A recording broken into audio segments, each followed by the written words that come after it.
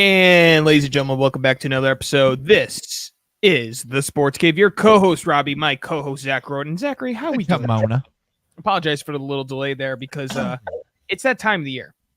You know, there's a reason why I'm wearing the pinstripes, because tomorrow is officially the start of MLB postseason baseball. Zachary, let's freaking go.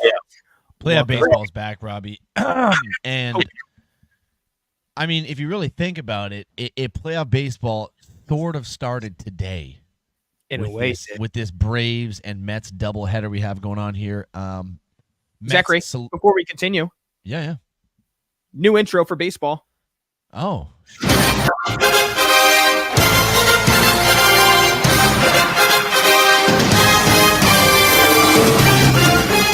Yes, ladies and gentlemen, you're quite familiar with that sound. It's probably the best intro we have for baseball, as that is used by Fox. Please don't sue us. We're using this just for our pure entertainment. Ladies and gentlemen, as Zach said, postseason baseball has basically began today, because we talked about this, I think, the last 2 weeks now, if not last week. The New York Mets and the Atlanta Braves are facing off with implications not only for them, but also the Diamondbacks in terms of who will be the final two wildcard teams. And Zachary, game one was a crazy, crazy one. If you missed it like I did, you missed on a hell of a game. Yeah, I didn't actually watch the game, Robbie. I mean, I was checking the score kind of periodically. It was 3-0 Braves for majority of that game. Correct. And then, you know what? I kind of just assumed, I think it was like the 7th inning or 6th inning. I saw that it was still 2-0. I said, well, the way this game's going, the Braves are probably going to win this one, book themselves a spot to the playoffs. Mm-hmm. And then all of a sudden, I see on Twitter just this absolute craziness going down. Francisco Lindor playing hero, massive you're 8th inning. You're getting way too far ahead of it. You're missing out on the fact that when they were down 2-0, Zach, or they were down 3-0, Zach, they got down to as much as 3-0. And then at the top of the 8th, the Mets score 6 runs, and they take a 6-3 lead, which then followed up in the bottom of the 8th. The Atlanta Braves scored 4 runs to take the lead. It.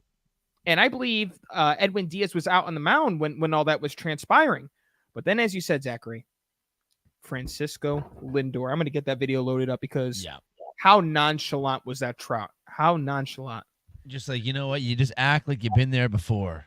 Ryan. What a game. What a draft. Ryan, great job yesterday. Good on you for joining the Sports Cave podcast. Not so good on you for not joining the Sports Cave hockey draft.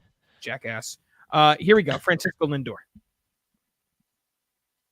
Marte's got a good lead. He's not going. Lindor sends this one high and deep to center. Harris is watching. You gotta be kidding me! Lindor dumps it into the pen, and the Mets are back on top. Absolute hammer shot. Francisco Lindor's 33rd. Here Johnson, and the Mets have an answer.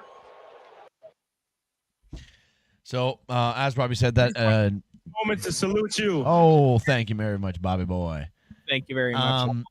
That being said, what Robbie just said there, that was the eventual game-winning hit there, 2-run home run for Mr. Francisco Lindor.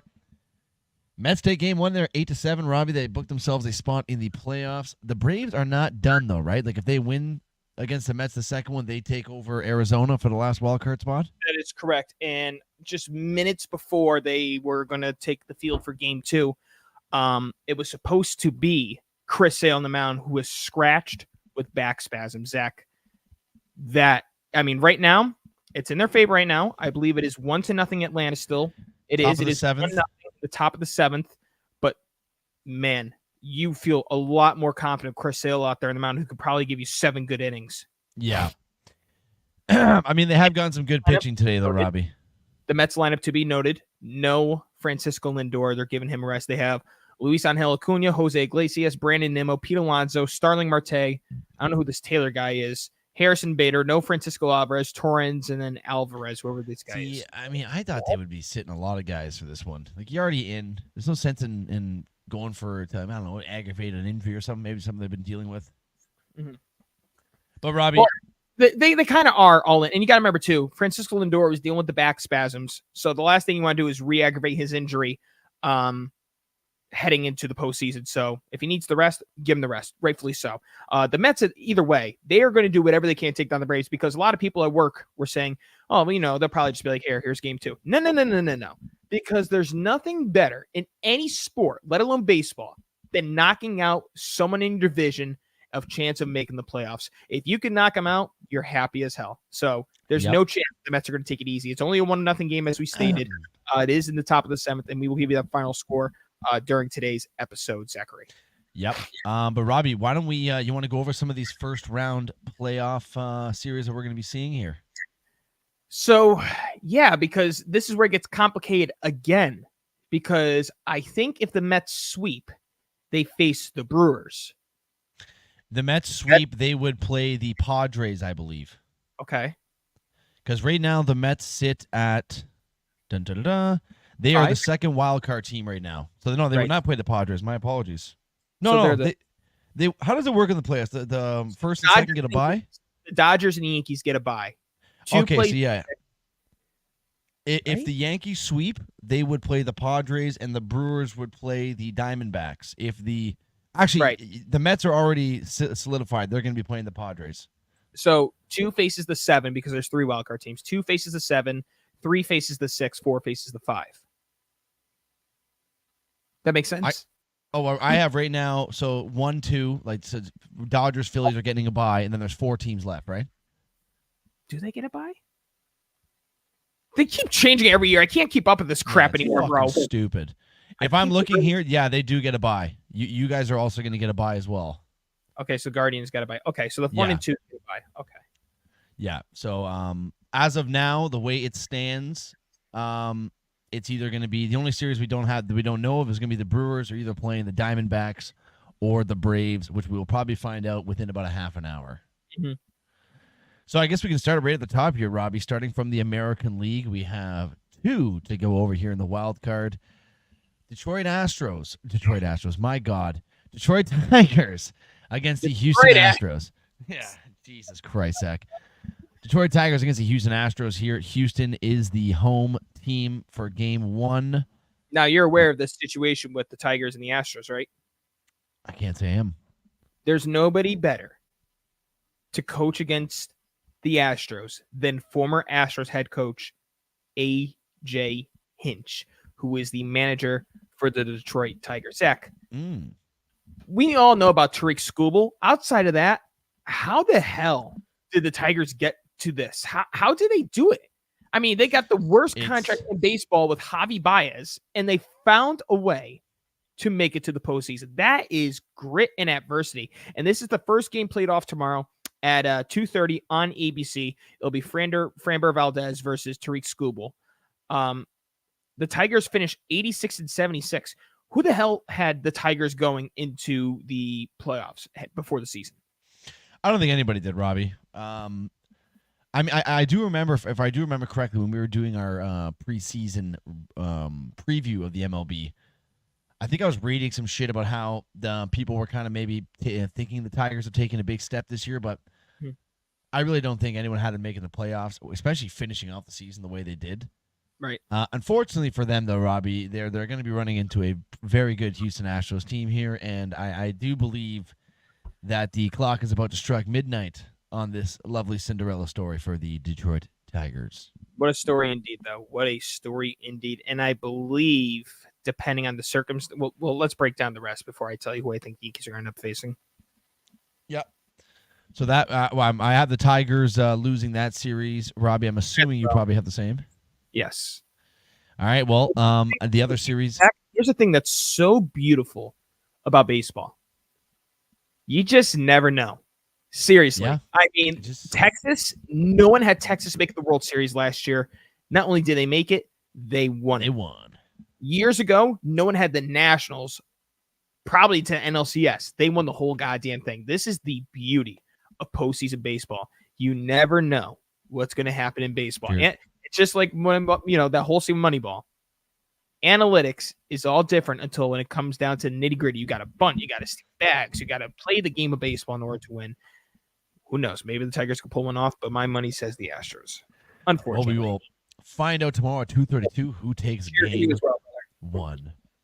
Next series in the American League, Robbie, is Kansas City Royals coming into Baltimore to play the Orioles. I guess is KC kind of another one of those surprising teams this year too? In a way, yes, because they had a very active offseason when they brought in a lot of veterans. I'm not going to go with Kansas City because the majority of the best bats are right-handed hitters, and Baltimore's walls all the way out to the freaking Pacific Ocean, let alone the Atlantic. So Bobby Witt is going to have to hit all his home runs in the opposite field. Salvador Perez is going to hit all his home runs in the opposite field. At the end of the day, with the advantage that Baltimore has with having Anthony Santander, Gunnar Henderson, Jackson Holliday, and Adley Rutschman, left-handed hitters that are facing a normal-sized fence, I think this is going to advantage of Baltimore. I think if Kansas City could keep it close and it has to go to the bullpens, Kansas City has a very good shot of upsetting the Baltimore Orioles. But given the circumstances of the ball field that they're playing at, and we look at the differences in the lineup, I'm going with Baltimore. I think I'm going to have to agree with you on that one too. Baltimore is just so young and hungry.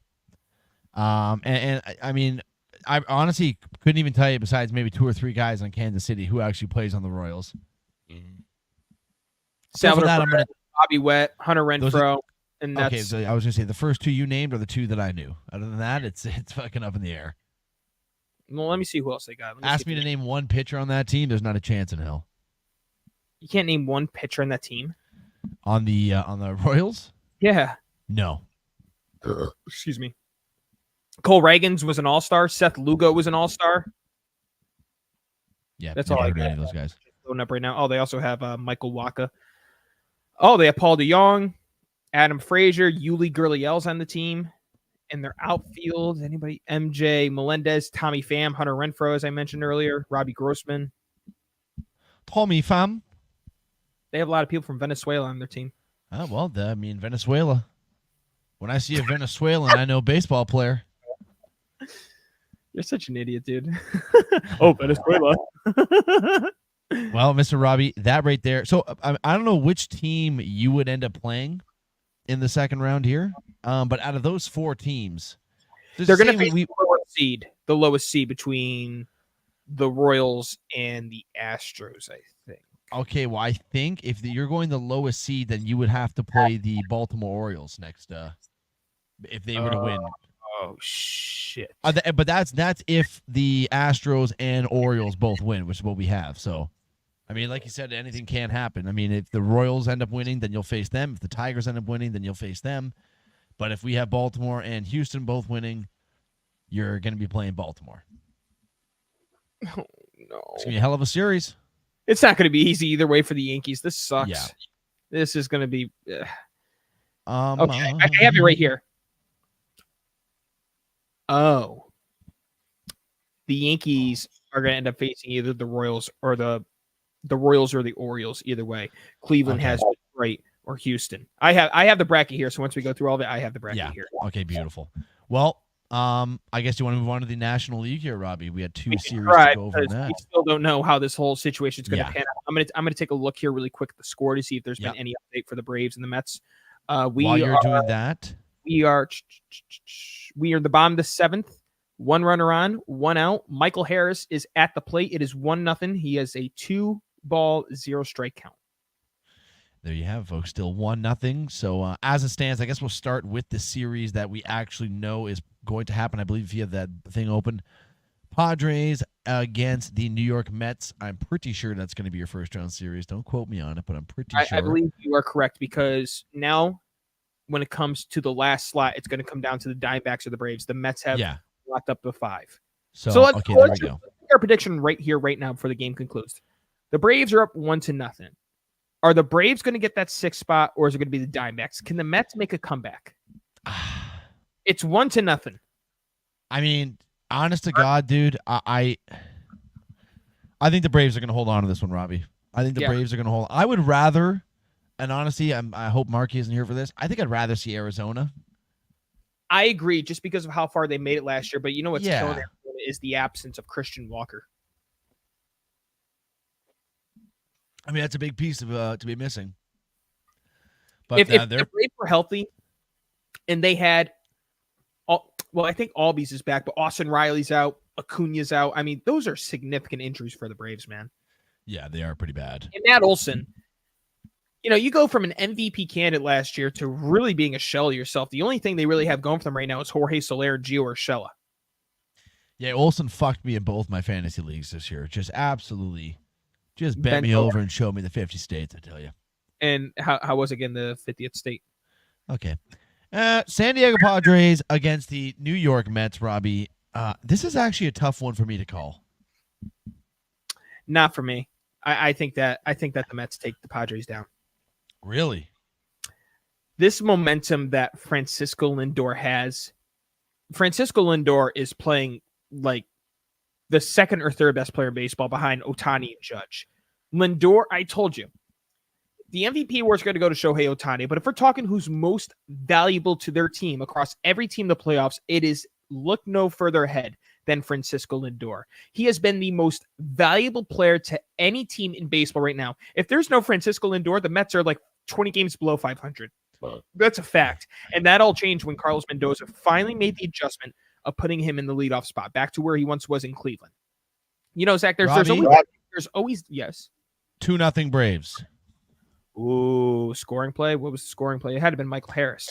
It was, I think it, 3-0 Braves. Ooh, Gamecast.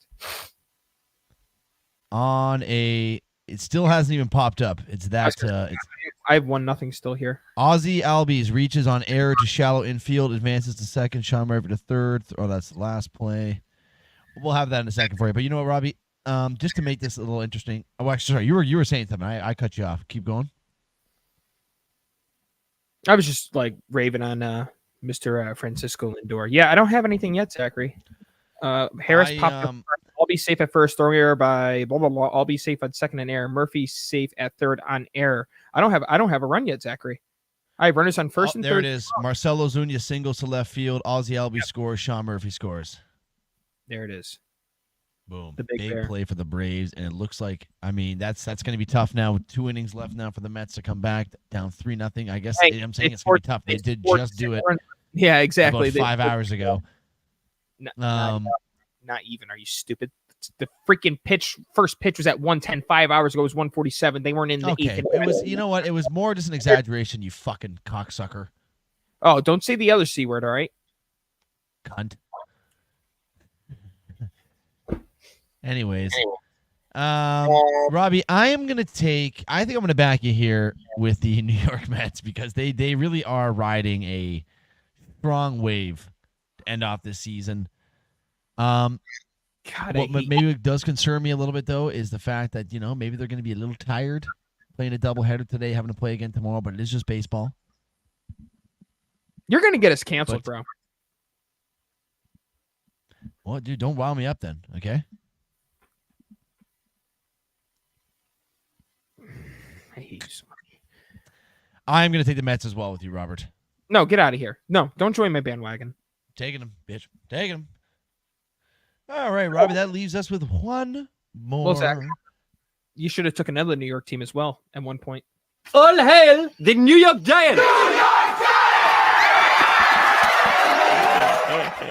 Yeah, that didn't get old very fast. Well, I guess I'm going to assume that it looks like this one's not going in the top of the eighth. I'm going to assume that the Braves are probably going to be winning this one here. We'll be taking over the last wild card spot, so I'm going to act as the Milwaukee Brewers against the Atlanta Braves. I'm going to keep it short and sweet, Robbie.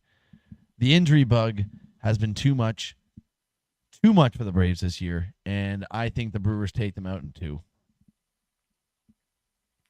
Yeah, going through the injury report for the Braves. Paul Sewald, which is a relief pitcher, Austin Riley, Chris Sale, scratch, Spencer Strider, Ronald Acuna Jr., I think I mentioned Austin Riley if I didn't. Austin Riley. I mean, those are some significant names that they are missing out on. Yeah. What do we got going on here? At least we don't get to see Alek Manaea. And it's already begun the Alek Manaea, Zachary. Your thoughts? I don't even. No, I don't have any comment on Alek Manaea. For some reason, I think there's literally one person on earth that thinks about him more than anybody, and it's your father. I know he has some sort of gay fantasy for Alek Manaea, but he's just always got him in his head. You trying to fuck Alek Manaea, Bob? Is that what you're trying to do? Trying to take that Manaea dick? Hey. What? Okay. All right. Anywho, Robert. I'm taking the Brewers. I don't know if you gave your pick or not. What do you got here for me? Yeah, the Brewers. The Brewers. Okie dokies. Well, so in that aspect, then, if you had do you still have that bracket open? I do. Who would be the second round matchups that the Dodgers and Phillies would have?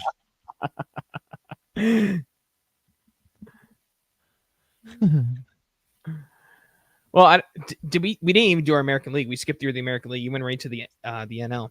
So Tiger. Well, no, we did. Oh, so we have. Yeah. Why don't we just continue on? Why can't we just do the next round too? We got the NL and the ALDS, Zachary. Oh, I thought, okay. You want to do a fucking whole? We don't even know who's going to be there. We're taking guesses, aren't we? We just took a guess on who's going to be in the wild card round. Why don't we just guess the rest of the way? Yeah. Okay, okay, sure. Let's do this. It's a little silly, but we'll do it. No, it's not silly. It's a little silly.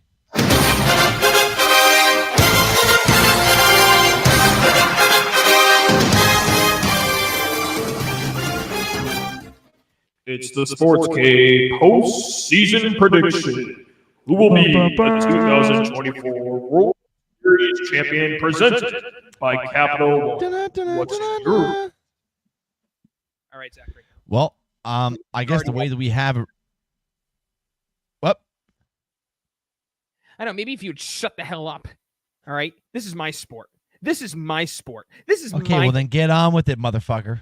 Your team's eliminated because they're a bunch of losers. My team's still eliminated. You know what? Yeah, you're taking care of the segment here.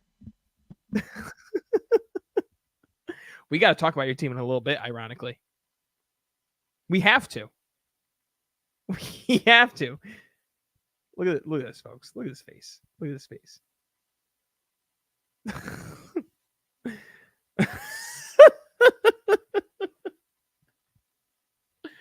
All right, Zachary, here we go.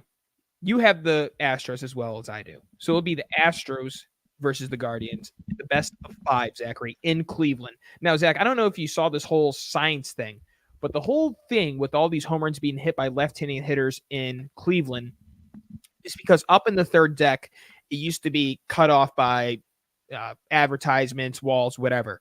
And they got rid of all those walls, which is like a whole thing of like, oh, the wind's blowing in favor of the ball now, so there's more home runs, blah, blah, blah, blah, blah. So ultimately, what we're trying to say here is it's fair game for both sides of the plate, essentially, outside that giant wall in left field. Houston Astros, Cleveland Guardians, Jose Altuve, Alex Bregman, Yordan Alvarez versus Josh Naylor, Jose Ramirez. Zachary, which team are you taking to win the best of 5 and why? I'll take the fucking Houston Astros. Yeah. Why?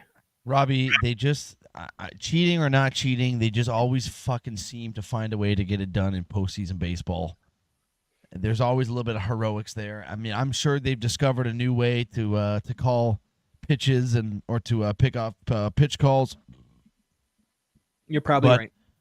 I don't know why. I feel like the Astros might have a run in them this year, Robbie, and it pains me to say it. Let me ask you, because we still got to go through the rest of our predictions. If it's Yankees versus Astros, if you had to pick a team to root for, who would it be and why? I'm not even exaggerating to you. I would not root for any one of those two franchises.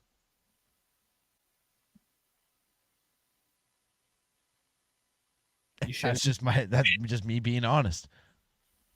You'll never hear me in my life root for the New York Yankees, and you'll never hear me in my life root for the Houston Astros. If rooting for the Yankees the rest of the way gave you a one-night stand with Riley Reid, would you root for the Yankees? Yes, I would become the world's biggest Yankee fan. Well, that was easy. Oh, geez. All right, I'm not even gonna. Don't do it. Don't do it, Zach. Just ignore it.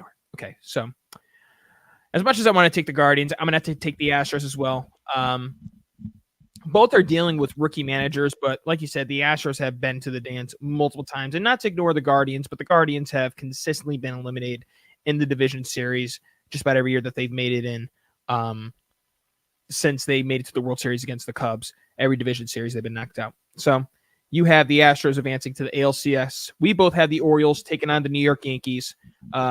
Zach, I guess I might as well just throw in the note that's in there as we make our prediction here.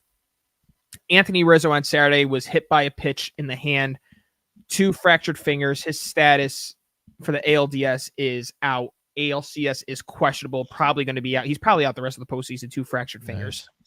So when it comes to first base, not good timing.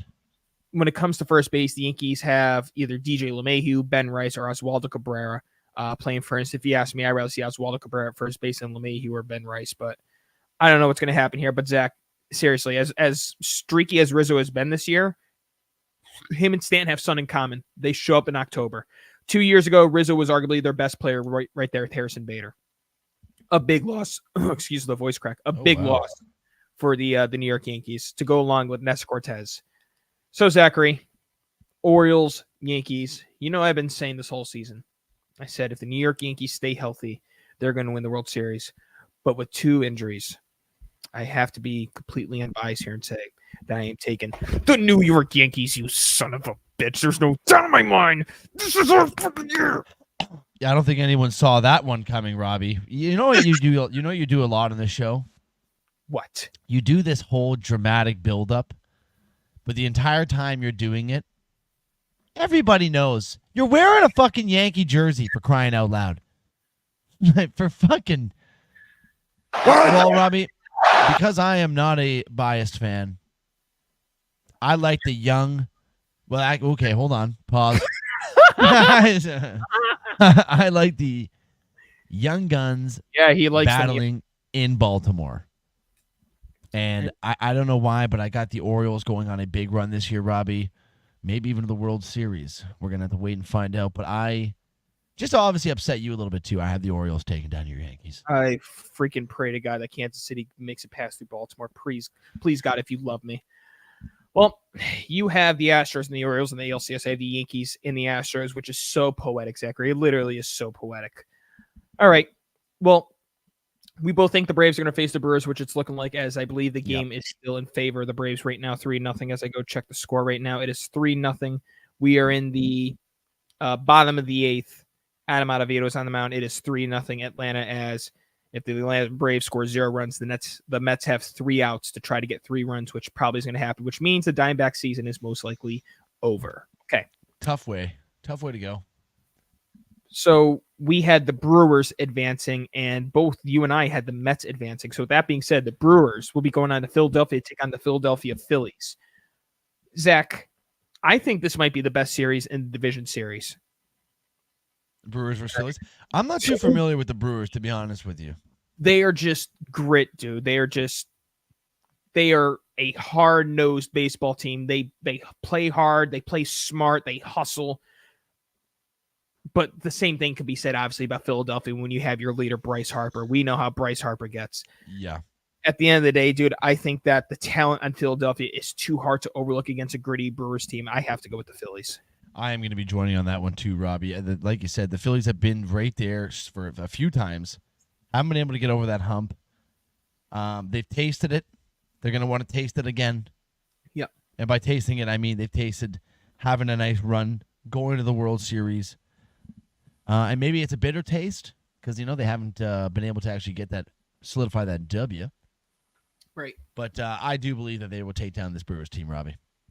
And then that leaves us with the New York Mets and the Los Angeles Dodgers. And before I make my prediction here, I want to see what the significance is of Freddie Freeman because I believe he suffered a slight injury.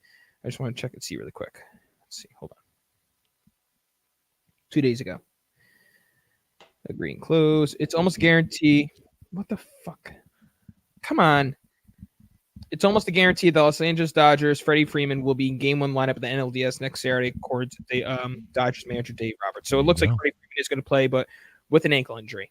Freddie Freeman in the Los Angeles Dodgers taking on the New York Mets in the best of 5 in LA. Zach, who do you got? I'm gonna have to go with the Dodgers, Robbie. I think they've just been so good all year long. You got Ohtani, you got Freeman, you got Mookie Betts. The lineup speaks for itself, and they're just a tough team to pick against here. So I will be taking the Dodgers to face the Phillies in the NLCS. Now, listen, I hate both teams equally. I'm telling you right now, if this isn't. They have to fire Dave Roberts, bro. Because I'm telling you right now, Dave Roberts really has his team very underprepared. Let's stop looking at 2020 when they won the World Series. They played in 60 freaking games, dude. There was no home field advantage. You know, they were on neutral ground. There were no fans. None of that, okay? Fact of the matter is, Carlos Mendoza has been a fantastic manager. This is Shohei Ohtani's first appearance in the playoffs. Is he going to show up? I don't know. I don't know that he will. I think he will. Both pitchings are quite similar, but I'm giving the edge to the Mets just because of the couple arms that they have in the bullpen. I'm telling you, dude. I think the Dodgers are going to get eliminated in the first round. I think the Mets are going to make it to the NLCS. Well, that's quite the hot take right there, sir. I seriously think that Ohtani's going to get cold feet. Mookie has not been good in the postseason since 2018. Freddie Freeman he's good in the postseason. Lindor, he's had exceptional runs of the postseason with the Indians/Guardians. I don't know, dude. I just got this feeling about the Mets, like how gritty this team has been. I got a good feeling about them. Wait, so you have the Mets, I have the Dodgers. So I guess why don't we? I guess we'll just keep to the National League. We'll go right to the NLCS here, Robbie. Philly, that's for me. Phillies and Dodgers for you. Who do you got? I have the Phillies making it back to the World Series final here, Robbie. I love the Philadelphia Phillies this year. Okay, it's been booked, John Plouffe. You're wrong. Well, Mets and Phillies. I'm going with the Phillies. The Phillies, dude. The Phillies. They might beat my New York Yankees because I'm picking the Yankees, obviously. Well, again, let's get right into it. You're taking the Yankees. Of course. I had Baltimore beating the Yankees out in Baltimore, Houston. I am going to take Baltimore, Robbie. I think Houston's going to lose in the ALCS. My World Series champions, the New York Yankees. I'm biased. My World Series champion is the Philadelphia Phillies. The Phillies' first World Series title since 2008, and if the Yankees were to win their first World Series since 2000, how poetic would it be either way? You have the Dodgers and the Yankees, or you have the Dodgers or the Yankees and the Phillies, a rematch essentially between the Yankees and the Phillies. Ohtani versus Judge, Ohtani and Mookie versus Judge and Soto. And then when you look or if you look at the Dodgers and the Astros, the rematch of 2017, minus a few people, but the Dodgers looking to get their revenge. The Mets and the Yankees Subway Series rematch. God damn. Zach. A lot of fucking rematches. I'm so scared. I really am scared. I was so confident everybody was back healthy and all these injuries. It's got me nervous. It's got me very nervous. Okay, what else we got for baseball notes? Robbie, we'll go through these kind of quick here because I guess we got a lot of football to talk about here as well, too, sir. But, Robbie, Luis Arraez, first player in MLB history to win the batting title with three straight years with a different team each year, Robbie. That's kind of crazy, ain't it? That's pretty nuts. I mean, it's also like the fact that you think that the guy's hitting this well, you want to keep him around, but I guess he's a bit of a suitcase here. Well, the Marlins couldn't afford to keep him, unfortunately. That's why they had to dish him out. He started this year with the Marlins, got traded over to the San Diego Padres. First game. What? First game in half an hour or first of the last? I don't know. Plouffe meant by there. Oh, Zach, I'm saying first Monday Night Football game starts in half an hour. Yeah. Luis Arraez in Minnesota, I was very disappointed with the way the Twins handled that because Aaron Judge was on his way to a triple crown potentially, and they sat Arraez because he was qualified as Judge was still chasing number 62, I believe. So he won the batting title. That way it is what it is. But the last 2 years, he's proven like he is the best pure contact hitter in baseball. So congratulations, Luis Arraez. Yeah, I mean, I think it goes without saying there, Robbie. Winning 3 batting titles in a row doesn't even matter if the 3 different teams, but even just winning that title 3 years in a row is very impressive. Quite impressive. Yep. Robbie, we have a mutual split. Final. Oh, pardon me. Yeah, I saw that there. Yeah. The Cardinals and Paul Goldschmidt will be parting ways this offseason, Robbie, and the duo of him and Nolan Arenado registered a 0 playoff wins as a duo, Robbie. Well, Zachary, it is official. The Atlanta Braves are advancing to the postseason. So that being said, the Arizona Diamondbacks are unfortunately eliminated. Heading home. Heading home. Paul Goldschmidt, Zachary. Let me look up Paul Goldschmidt really quick because I believe he won the MVP one year in St. Louis. They made it to the playoffs that year with Albert Pujols, but they didn't win a single series whatsoever. Well, that's my favorite last name, Pujols. He won the MVP award in 2022. He batted 317 with a 404 on base percentage with a 578 slug. He led the NL with a 981 OPS. He had 35 home runs, 115 RBIs. Since then, Zachary, all of his numbers went down. Batting average, on base percentage, slug, each year it's gone down since then. Paul Goldschmidt is try to get the age for you really quick. 36. Close. 37. He'll be 38 next year in September. So that time is starting to come to a very a fossil. He is a fossil, but could you get one or two more good years out of him? I mean, you've seen it from JD Martinez this year with the Mets. I mean, Justin Turner's still kicking around somehow. I mean, there's maybe a change of scenery. I think so. I mean, if you think about it, he has to be the first or second best player right there with Nolan Arenado, and Arenado had a bad year as well. I just think the Cardinals are slowly falling apart. I don't know why, but it's just been the Yadier Molina effect. I said it when he retired that they were going to feel the effects of not having Yadier Molina. Boy, are they feeling it. Yep. No, you are right about that, sister. You are right about that. Yeah. So we'll have to wait and see where Mr. Paul Goldschmidt goes in this offseason here, Robbie. But we have a couple more things to talk about here. Oh, we'll save the Blue Jays one for last, obviously. I'm sorry. It has to be talked about. It really does. Pardon me? It has to be talked about. It does. No, I know, but I'm going to say there's two more things. We'll save that Blue Jays one for the last here. Yeah. White Sox and Bulls owner Jerry Reinsdorf had to send an apology letter to White Sox fans as they have set history, Robbie. 121 losses, surpassing, I believe it was the Orioles in like 1950 something. Ladies and gentlemen, I have unfortunate breaking news to break if this is legit true. Please hold, Zach. Hold on. Well, you're keeping us on quite a cliffhanger here, Robbie. Ladies and gentlemen, Pete Rose has passed away at the age of 83. Charlie Hustle. Thank you, Plouffe. Has passed away at the age of 83 years old. The guy will never go into the Hall of Fame just based off of what he did as a manager. This is the shit that really pisses me off. How do you tell the story of baseball without Pete Rose, who didn't cheat as a ball player, and he gambled on his team, on his own team, in a day and age where we have gambling sites advertising for every single sport? We still reprimand the guy as a manager gambling on his own team. Why are we like this? Pete Rose, career 303 Rest in peace, Mr. Rose. Most hits in MLB history of 4,256, 44-game hitting streak, 17-time All-Star, 3-time batting title champion, 3-time World Series champion.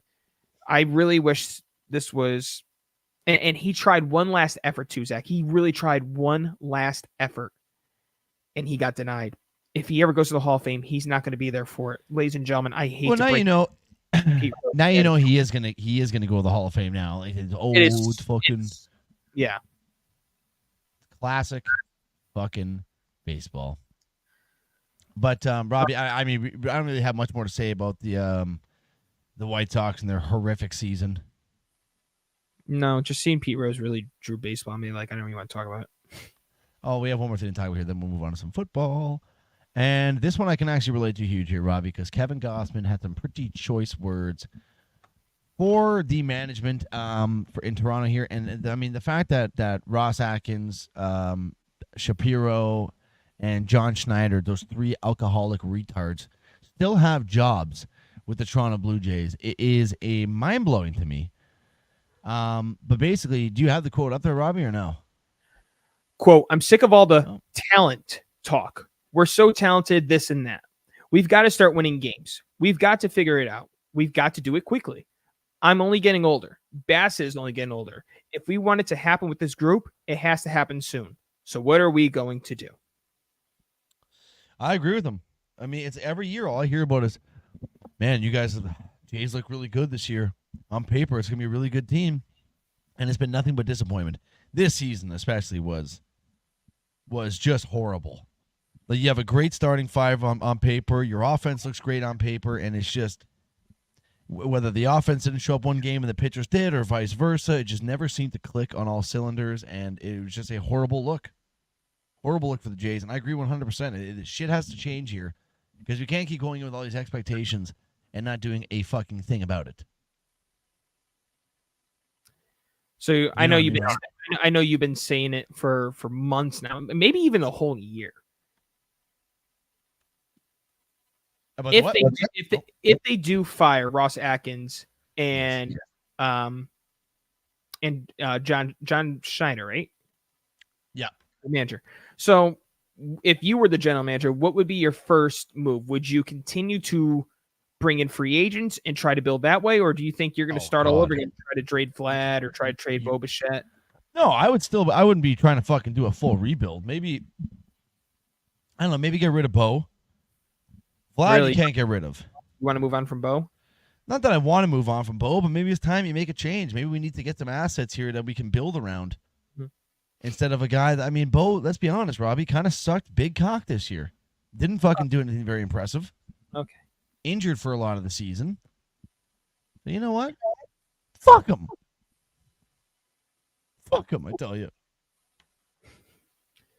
Fans are saying that Deshaun Watson is tweeting from the locker room during halftime on his burner account. Well, you know what? Why don't we get into this, Robbie? Why don't we get into some goddamn football here, okay? Are you frustrated? Is this all right? You know what, ladies and I'm gentlemen? actually not frustrated, to be honest with you. I've given up on this year. Let's get into some NFL talk. Here we go.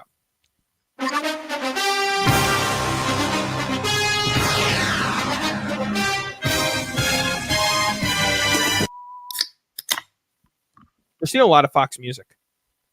Yeah, we are definitely going to be getting sued. Mr. Robbie, let's bring it. Sued after you already said, I had to whisper, cunt. Oh, did you say cunt?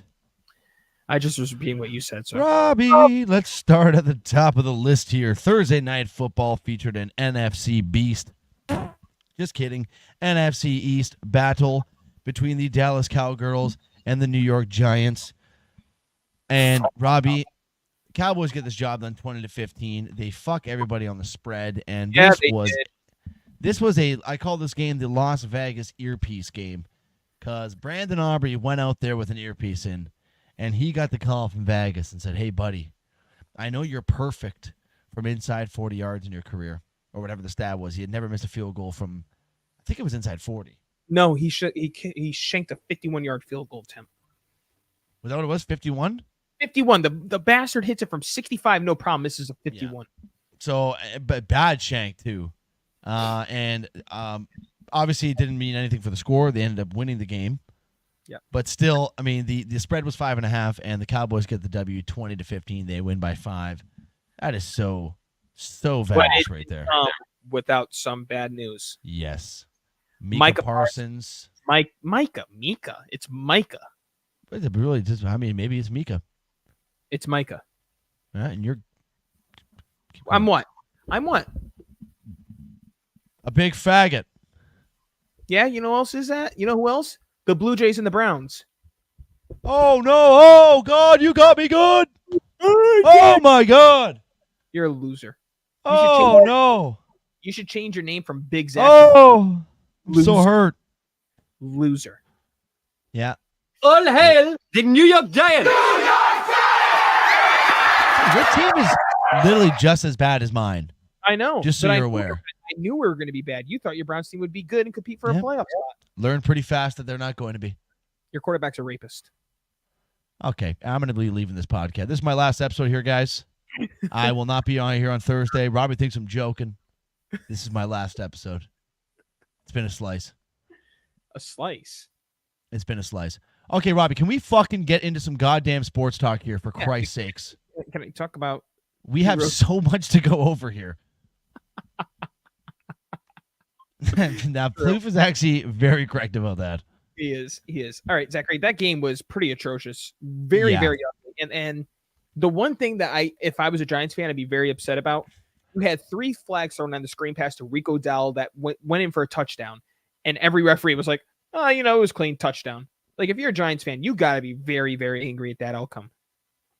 Yeah, I would say so too. And the Giants actually, I don't want to say they looked decent at some points this game. Maybe it's just the Cowboys' defense this year is just horrible. The Cowboys' defense is horrible, Zach, but in fairness, the Giants looked good because of Brian Dable. This is what I'm going to say. I'm going to say it again. Giants fans need to stop with this whole narrative that you got to get rid of Brian Dable.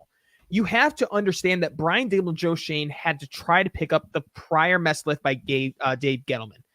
It is an absolute mess. And look what they have done. They brought in Brian Burns. The offensive line is a lot better. They brought in Malik Neighbors and Wan'Dale Robinson. Zach, I hate to say it, they're a quarterback away from being a good football team. This team could potentially make the playoffs if they had a good quarter. And the other thing I'll say, these last 2 weeks, Daniel Jones has looked good. But on that play to Malik Neighbors, if he threw the ball in stride to Malik Neighbors, that's a touchdown. It's not a 40-yard reception. It's a touchdown. Daniel Jones isn't the guy. Daniel Jones is someone you would love to have as a backup quarterback. He is a Joe Flacco. He is a Tyrod Taylor. He is not a starting caliber quarterback, and that's why the Giants should have done whatever they could to try to get Jaden Daniels, Drake May, or Caleb Williams. They didn't do enough. Well, we haven't seen J.J. McCarthy yet either, though, so, In fairness. Oh, no, he's on Vikings, isn't he? My apologies. Yep, oopsies. I think you're just going along with the whole rookie quarterback class thing, so I got you back there. Also, news to bring up here, Robbie. Injuries are also on the Giants' end here because Malik Neighbors did go down with an injury at the end of that game. I don't know what the severity is of it. Concussion. He says he's okay. Okay, he has 9 days to recover. He might be able to play. Well, Robbie, that right there, sir, is the Thursday night football game. Yes. Let's swing it into the start of the Sunday slates here. We have the New Orleans Saints against the Atlanta Falcons, Robbie. Actually, not a bad game here. Falcons do end up getting the W here, 26-24 on a late kick by Young Ho Koo. He got me 21 fantasy points, and I'm still probably going to lose. I'm finally going to get back in the win column for fantasy, but it's my been tough sledding. Is over in my league, my expensive league. My season's over. It has been tough. It has been tough sledding, Robbie. It really has. I'm not gonna lie to you, Robbie. I did not get to watch too much football on Sunday. I got to watch. I was at a baptism all day, mm-hmm. And unfortunately, did not get to watch. I watched a little bit of the 4:00 games and the Sunday nighter, but these 1:00 games are probably gonna have to really take over here. But a lot of mistakes on special teams is what resulted in this win for the Atlanta Falcons. There was a muffed punt by the Saints that the Atlanta Falcons ran all the way into the end zone and converted for a touchdown, which honestly is a major factor here, or else the Saints win this game. That one muff is the whole difference, as we're looking at a 7-point difference, and the Saints end up winning this game 24-19. So that is really what you should be looking at and saying, actually, because they hit the game-winning field goal. So let's subtract that. They were at 23 points.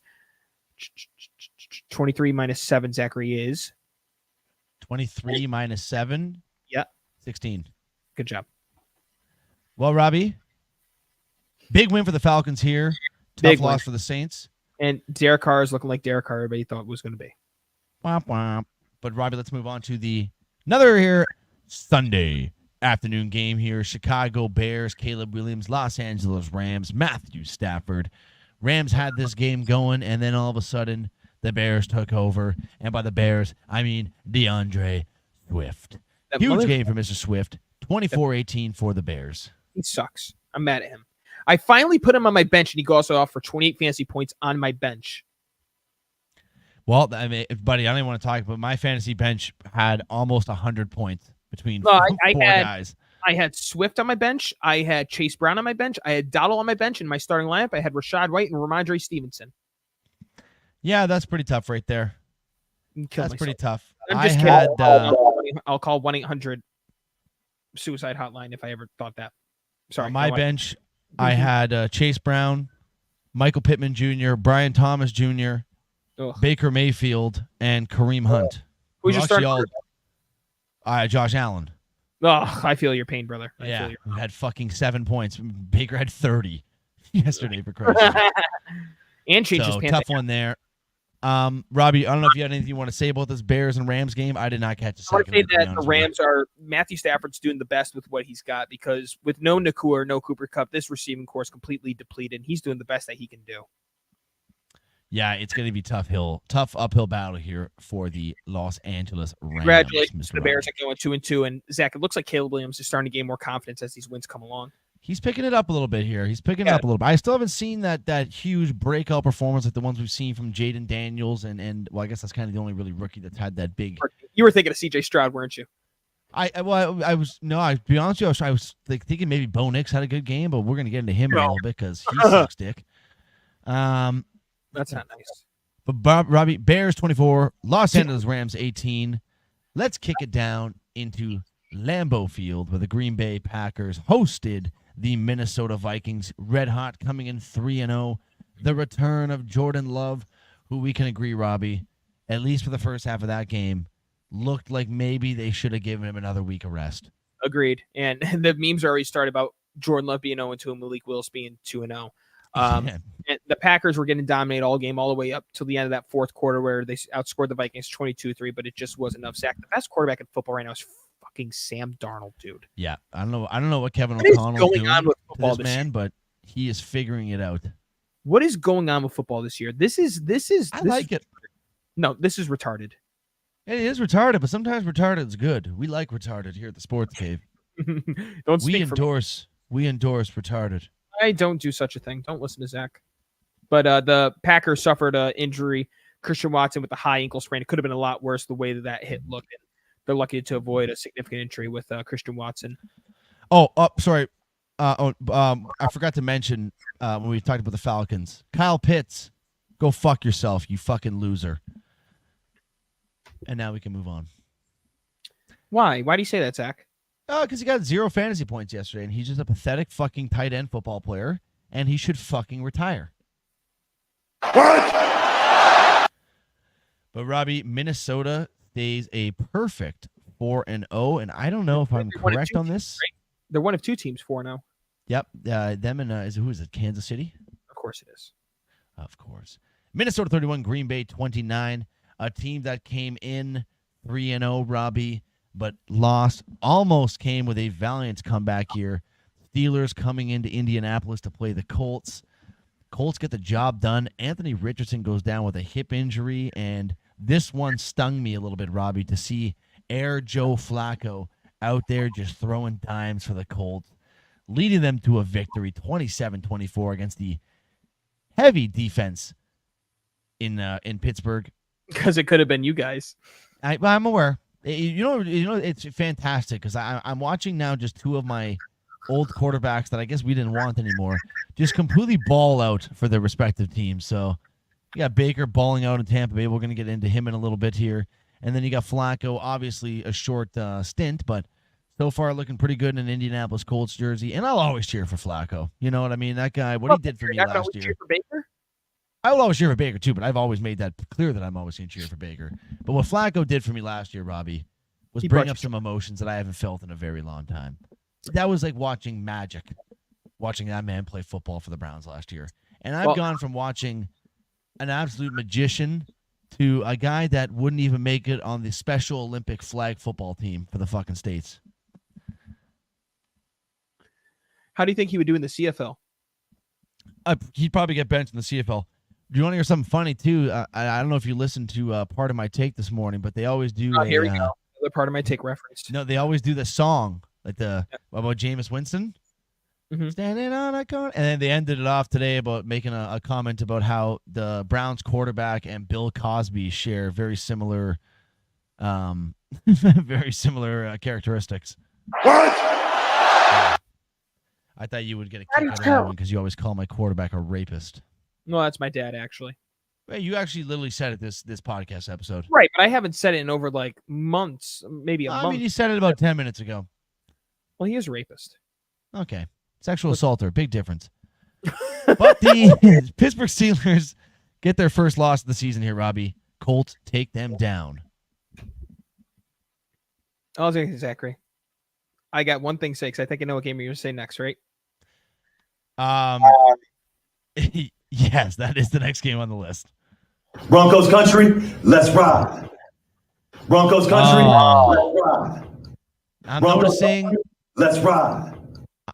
I'm noticing I haven't seen Mr. Stabansky in the comment section today, so I don't think we'll be seeing any of Steve.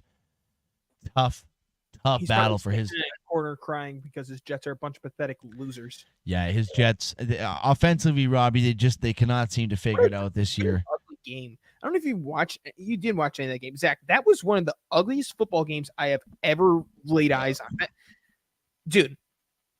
Now, Aaron Rodgers did have a couple of good throws, but on the final drives, Aaron Rodgers was horrible. He was throwing the ball short of receivers by like 5 yards. Aaron Rodgers was atrocious. And it's not to go without noticing Bo Nix. I think it was up to like the third or fourth quarter even that every completion that Bo Nix had accumulated to -1 passing yards. -1. Well, Robbie, the first half, he was 7 for 13 with -7 throwing yards going into the second half. He ended up finishing with 60 yards throwing. Now, he had a big play with, I think he had 2 big plays with Courtland Sutton, including getting his first passing touchdown. It was a 29-yard reception down the middle of the field. Bo Nix was having a hard time gripping the football. He was consistently going through different hand warmers consistently. That's something he's got to get used to because we're in Mile High. It's going to be even colder than it was that day, and it wasn't even that cold. It was just wet. The running game for the Jets, it couldn't get going. Breece Hall had 10 carries for 4 yards, Zach. Breece Hall, a lot of fantasy owners. Yeah. Braylon Allen had 8 carries for 34 yards. Aaron Rodgers escaped the pocket 5 times for 26 yards. Aaron Rodgers, 22 of 42, 225 passing yards, sacked 5 times, a 31.8 QBR, and a 72 passer rating. And Bo Nix, 12 of 25, 60 yards, the touchdown, a 35.7 QBR, and a 67.9 passer rating. And there's some drama going on with the Jets too now. Did you see the comments made by Robert Saleh? I don't think I did, no. Ooh, let me load these up really quick. Saleh. I don't know. I got to get my vape from my bed. 2 seconds. You know, I figured that you would probably need to go take another piss, but I guess not. Excuse me. Okay. So I don't have the Robert Saleh clip. I have the quote. Read it up, baby. Read it up. Robert Saleh was talking about how maybe Aaron Rodgers needs to do a better job with his QB cadence because there were multiple false starts on the offense. This was Aaron Rodgers' response to Robert Saleh's suggestion. The cadence specifically, Robert said that might be something you guys have to dial back a little bit.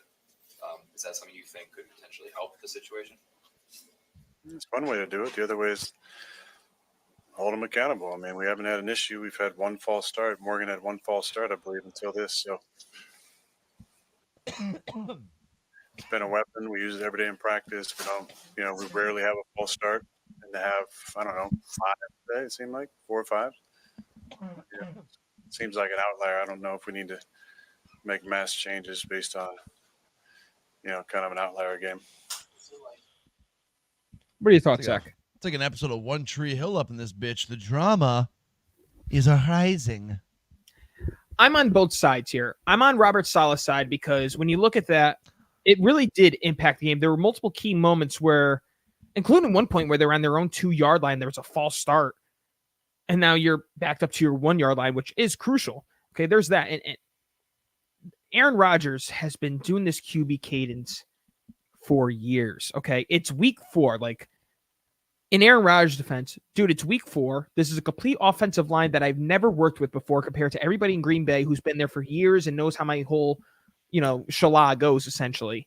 Like, give me a break. It's week 4. Let's calm down a little bit. But at the same time, too, the last thing I'm going to mention, the Jets need to stop with these goddamn screenplays, dude. Aaron Rodgers has one of the best arms in NFL history. Utilize it. He didn't hurt his shoulder. He didn't get no Tommy John surgery. Yes, his Achilles got ruptured last year.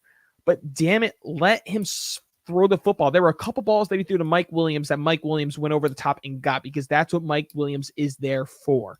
Utilize him better. He's a big boy.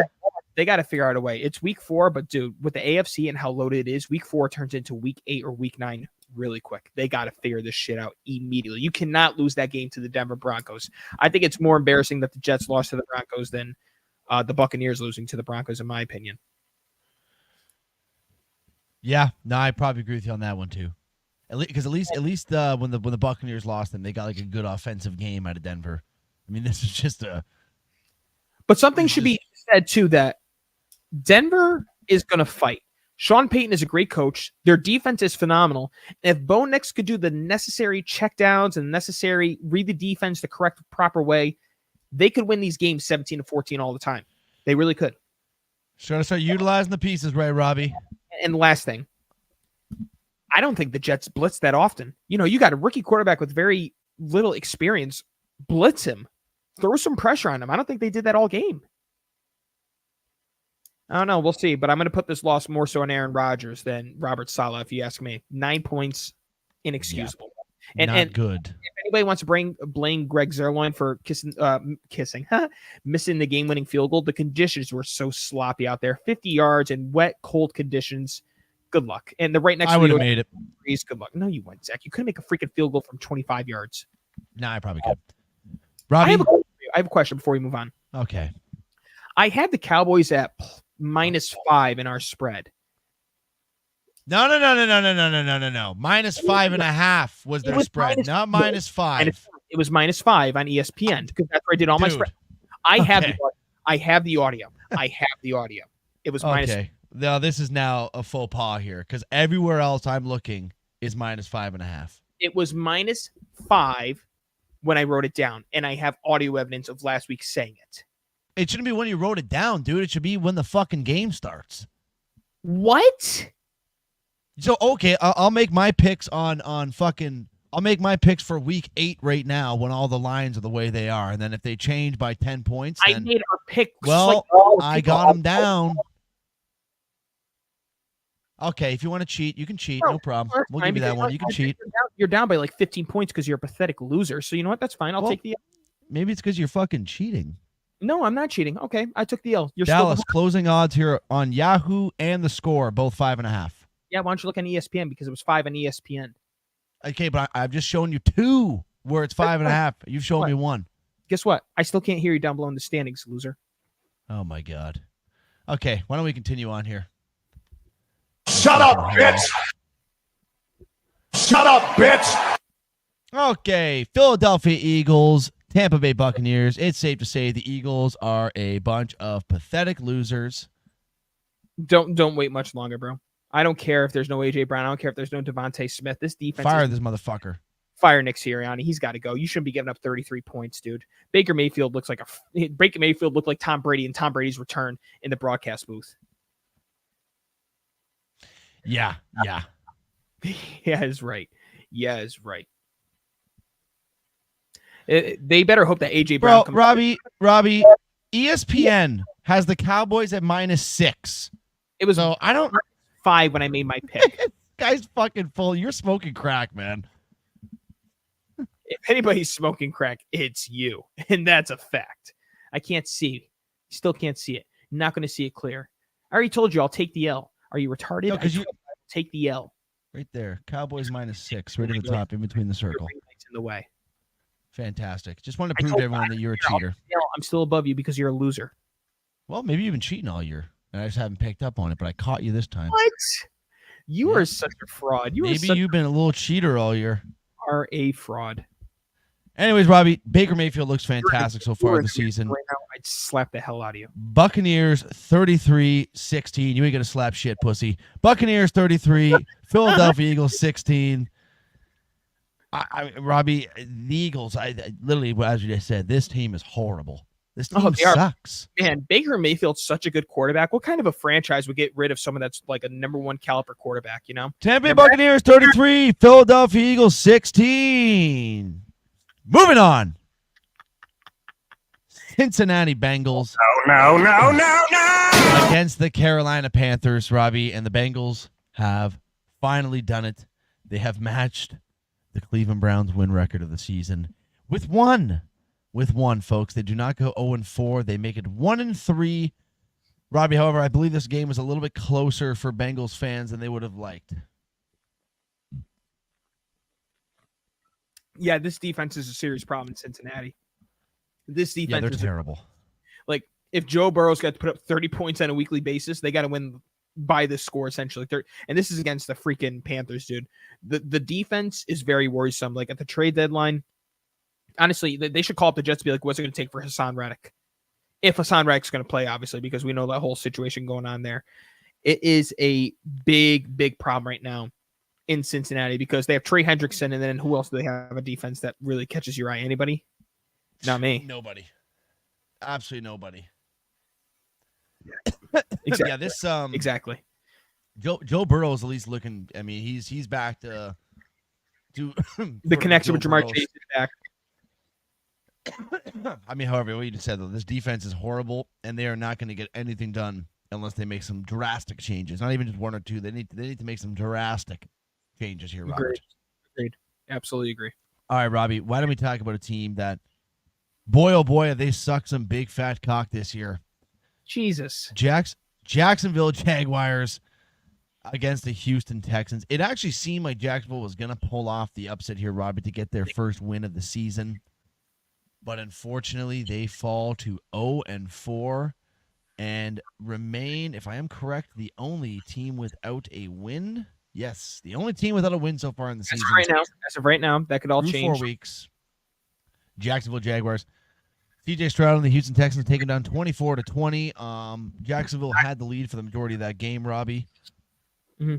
But in the end, Houston gets it done. And Jacksonville's so bad that even my Cleveland Browns beat him, Robbie. Yeah, Trevor Lawrence, it's not looking good. Yeah. He Trevor might be Lawrence is a bust, Robbie. He might be a bust. He is a bust. Robbie, can we talk about a guy that's not a bust? Deshaun Watson? He's turned into a bust. Jaden Daniels of the Washington Commanders has been putting on a clinic here, Robbie. I believe he has an over 80% completion rate through the first 4 weeks here. 42-14 in Arizona against the Cardinals. Is this Commanders team good, Robbie? They're legit. They're 100% legit. They're legit. They're 100% legit. They might win the 3-1. They might win the NFC East because you know what you're going to get out of Dan Quinn in the defensive side. But Cliff Kingsbury has done such a fantastic job with this offense. I mean, that is a hell of a dynamic duo between Cliff Kingsbury and Dan Quinn. They are legit, dude. I know, again, it's overreaction. It's only the first 4 weeks of football, but I told you, what Jaden Daniels is doing reminds me of what Deshaun Watson did his rookie year in Houston with how good he's thrown the football and the way he's been a leader. And it's not like they have elite wide receivers like Deshaun Watson had. With Deshaun's rookie year, they had DeAndre Hopkins, they had Will Fuller. Terry McLaurin is no scrub, but he's nothing crazy fantastic. He's a very good wide receiver, but he's not superstar caliber level. But if they can continue this running game, they didn't have Austin Eckler this week, but if Brian Robinson, who, by the way, last year got shot and is still freaking playing football, is insane. And this defense can do their job under Dan Quinn. They could sweep the Cowboys, they could sweep the Eagles, they could sweep the Giants. That's how good they are. And maybe they're well on their way to an NFC East title here, Robbie. As it sits now, they are 3-1. Breaking news. Oh, Jesus Atlanta Christ. Braves manager Brian Schnicker told reporters, I saw your eyes. Reports that NL National League Cy Young favorite Chris Sale, who was scratch saved with back spasms, will probably not pitch in the wild card series. No Chris Sale in the wild card series potentially. Big loss. Big loss. Robbie, I don't know if you have anything else you want to go over with this Commanders-Cardinals game here, but, I mean, to me, this team is looking legit this year. Jaden Daniels has been the C.J. Stroud of this year's quarterback draft. Not to say that Caleb Williams is a Bryce Young, because Caleb Williams is still showing some signs of greatness. Will Levis, pass short left intended for DeAndre Hopkins, intercepted. Yeah. Miami has their own ball on their own 30-yard line, and we'll see Tyler Huntley for the first time. Yeah, dude. Jane Daniels, he's gonna win. He's gonna win Offensive Rookie of the Year. And damn it, he's an MVP. Damn it, he's in MVP conversations right now too. Yeah, which is fucking pretty nuts. Mm-hmm. Robbie, next game we got to talk about here. And unfortunately, this is going to be a tough one here for me and you these next couple minutes. Starting off, New England Patriots going into San Francisco to face the 49ers, coming in as 10.5-point underdogs. They were unable to contain the plus on that spread, Robbie, because San Fran gave them a little bit of a pistol whack, 30-13. I did not watch even one snap of this game, Robbie, so I don't know if you have anything you want to say about it. George Kittle caught a touchdown over 3 defenders. Okay, I actually did see that on Red Zone. That was absolutely disgusting. Also, horrible defense, though. Like, now one guy jumps up. I think the highlight for the Patriots that game was the kicker made a 63-yard field goal.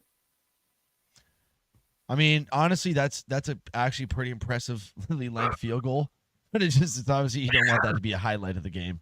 That's the highlight of the game, dude. Listen, I don't expect anything out of the Patriots, and I'm not going to sit here and cry for Drake May because I'm not going to sit here and cry for Drake May due to the fact that the offensive line is so terrible. I'm not mad at Jacoby Brissett. What's Jacoby Brissett supposed to do? He has no offensive line. He's trying to do what he can in a very basic routine offense that is the typical Patriot way. They're going to be the worst team in football. I hope they end up with the number 1 pick. I hope there's a quarterback that everybody wants, and they, essentially do what the Bears did for with Carolina. You know what I mean? I hope they're able to get multiple first-round picks from a bad team and maybe works in their favor. This is going to be a tough year. I know the Patriots aren't going to be good. I looked at their first 8 or 9 weeks. We're lucky to have a win against Cincinnati. We should have beaten the Seahawks. We got screwed by the officials there. Now they have a chance to win on Sunday because they got the Dolphins with no Tua. They got the Dolphins, the Texans, the Jaguars, the Jets for the rest of October. So, I mean, there's a couple winnable games there. Dolphins, Jaguars, And the Jaguars game is going to be out in either London or Germany, wherever they're going to be. Oh, Jesus. I think it's London. How come every time you come around Robbie, like the New England Patriots season, my Cleveland Browns season is done as well. Yeah, they let me down my 3-point pick. Go ahead, Zachary. 20 for the Raiders, 16 for the Browns. I mean, there was an 80-yard touchdown to Amari Cooper that got called back for what I'm going to say is a horrible fucking holding call. But you know what? That's the name of the game, my friend. That's the name of the game. People ask me, Robbie, hey, Zach, what's it like being a Browns fan? I go, I don't know. I would have to assume, I don't know what the feeling is like when you fucking, I don't know if I can say that. I'm not going to say it actually because I don't know if I'm allowed to say that on Twitch. So let's just say it's not a nice feeling, okay? It's not a nice feeling at all. Deshaun Watson is getting sacked left, right, and center. And people, you look at it like, oh, they got to get a better offensive line. Yes, we do have some very big injuries on the OL. But the man is also holding on to this ball for 6 seconds back there. Yeah. Throw the fucking ball. Horrible game. Horrible outcome. We moved to 1-3. If the season wasn't done before, it is done like dinner now, Robbie. And honestly, it just makes it a little bit nicer for me to watch these games now because now I can just go in and just enjoy football, No expectations.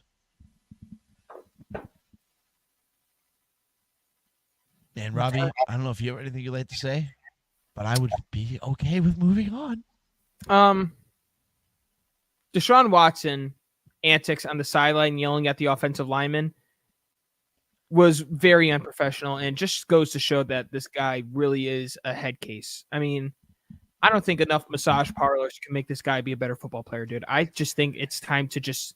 It was working before. Because at the end of the day, it's going to come down to either Deshaun Watson or Kevin Stefanski. And if you ask me, you're choosing Kevin Stefanski 10 times out of 10 over Deshaun Watson. If there's any bright news to come out of yesterday to today, Nick Chubb will start practicing this Wednesday. That's the only thing Browns fans got going for them. Zachary, go ahead. I mean, it's obviously exciting. We get our big boy Chubb back there, but what version are we going to be seeing of him this year? And I mean, Robbie, say he's just starting to practice, right? So what, by week? I mean, he's not going to be playing next week. He's not playing week 5. Need 3 or 4 weeks, so it's going to be week 8 or 9. Okay, what if we're fucking 2-6? Do you even play him? Yes. Just to get him some reps, maybe? No, because there's still a chance. No, I'm done with this team. Zach, there's a chance. Well, I guess we'll have to wait and see till Cheverton comes back because right now we don't have a quarterback. Would have been nice to keep Flacco around, but that's okay. Robbie, let's move on here to Wait. I kind want of to fun. talk about the Raiders. Okay, go on. Go on, sister. You should be embarrassed. Like, I don't know how you could sit here with a cold face and just be like, oh, you lost. And when we made our predictions, you were like, Max Crosby going to have his. Max Crosby was out, and the backup I'm had aware. on Watson. Like, how could you sit here and pretend not to be angry? How can you do this? Because I'm not angry. The season's done. We have no offensive line. Our whole offensive line's injured. They're fucking going to have guys. We're going to be getting sacked 10 times a game for the rest of the season, Robbie. So what is there to be angry about? Sometimes you just got to realize when it's just time to give up and just enjoy the sport of football. And are you really going to enjoy it when your team's been nothing but a failure this year, dude? Listen, Yeah, I know I'll watch Red Zone. I knew what my Patriots are going to be.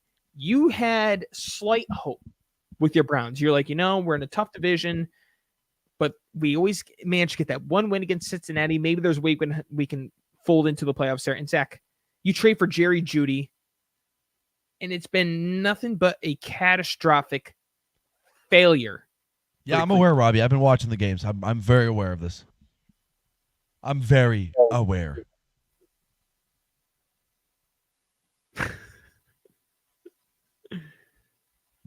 We have 2 more games here to talk about, Robbie, and then we still have UFC, basketball, and hockey. Yep. Okay, let's go. Okay. Kansas City Chiefs, 17. Los Angeles Chargers, 10. Chargers actually played a pretty good game. Well, pretty good first half, I will say. And then they were just completely non-existent in the second half. But held the Chiefs to I believe it was 3 points for the first half. Yes. And then obviously the offense is going to wake up. They held them to 7. 7, okay. I mean, still, they had the lead. Travis Kelce finally broke out 7 receptions for 89 yards, but there was a very notable injury as Patrick Mahomes was leaning in for a tackle off of an interception, and he went to Rashee Rice's legs. You know what I call that, Zach? Right? I call that karma. What the hell did Rashee Rice do? He sped at a freaking high speed on the highway and caused a multiple car accident and fled the scene.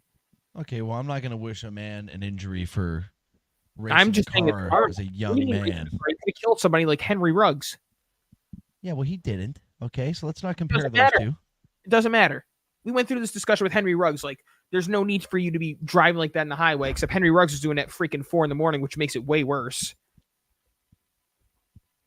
Well, and Henry Ruggs also fucking murdered somebody. That I think that might make it a little bit worse. Murdered somebody if someone died. Yeah, if, Robbie, someone didn't die. If. Oh, Jesus Christ. You're talking about an absolute murderer compared to a guy that was street racing. They were both street racing, essentially. And one of them ended in somebody fucking dying.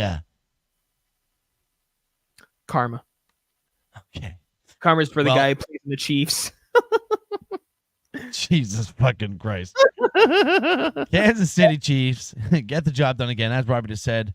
Thanks to a great tackle from Patrick Mahomes. How worse Rice's ACL looks blown up. How bad would it be if he was like under a knife, be like, oh, by the way, once you're done your surgery, you got to go behind bars. Who, Rashee Rice? Yeah, his trial set in October, isn't it? I couldn't even tell you, to be honest with you. If he's a trial set, how the hell is he playing? Who, Rashee Rice? Yeah. Oh, he's doing pretty good. No, I'm saying, but if he's playing though, like if you have a trial upcoming, they still let you play? Yeah, you could be under their whatever the fucking list is called. Yes, he would be allowed to play through it. Well, Mr. Robert, we have one more game to talk about here, and that was Sunday Night Football. And honestly, not as good as a game as I would have happened or would have hoped for, Robbie. It was to bed around like 9:00. Yeah, it was more of a bloodbath for the Baltimore Ravens here, just steamrolling the Buffalo Bills. I mean, so much pressure on Josh Allen all game. He couldn't really get anything going. Baltimore's offense looked fantastic. Their defense looked fantastic. It might be safe to say, Robbie, that the Baltimore Ravens might be all the way back. No. I'm not going to sit here and say that they're going to be all the way back yet. Mark Andrews has been very, very bad. Not And all tight ends of football have been very, very bad. So for me to sit here and say they're all the way back, until I see Andrews get more involved, I'm not going to sit here and tell you they're all the way back. Sorry, my fucking mom is like screaming up. I'm going to text her and be like, can you please shut the fuck up? I cannot concentrate literally at all right now. Why is she screaming at you? I guess my dog got ran out or got let out. My dad grabbed it. And, well, you got to go. You got to go save Toby. God, I cannot wait to get the fuck out of this household, Robert. Anyways, Sunday Night Football. Is this something that's going to happen soon? Well, we'll see. We will see. You and I are in the same boat, my friend. Oh, yeah. Oh, yeah. I'm tired of freaking looking at this crap on my wall. We'll have some sports memorabilia behind me at some point. Yeah, those pictures are a little old, Robbie. I'm not going to lie to you. I hate looking at them. Well, not a fan. Okay. Monday Night Football. Let me just give you an update. Monday Night Football really quick. So the Dolphins and Titans is happening right now. Tennessee has the ball back. They are on or does Miami have the ball? Oh, Miami has the ball. They punted the ball. So Miami has the ball off of a punt. They're on their own 13-yard line. It's 0-0. This is going to be an ugly game. Zachary, the Lions and the Seahawks the spread just moved because you know what? If we did the show last Thursday, guess what, Zachary? You know what? They were my 1 point play, and they were at 3.5. Now it's 4.5. So because of when we made our picks Thursday, it has to change to 4.5 because where we're at right now. Well, no, I guess that's a little bit of a different situation, but I'm saying it's so different, huh? Well, because if we do the show on Thursday, it should be where they are on Thursday, and I've checked 3 other websites where they're 5.5. It was at. Okay, but you can't find the website that has the lowest one. You got to take the majority.